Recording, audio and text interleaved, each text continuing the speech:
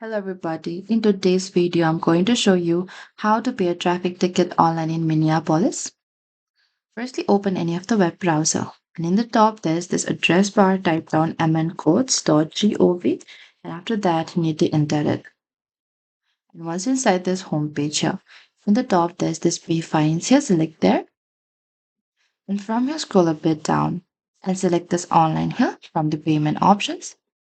And from here, select this make payment or view fine amount. So over here, you need to select the citation or case here. So from here, you can simply search by the citation or the case status, as I'm going to select the citation number here. And over here, you need to select this file date. And after that, you need to select this search here.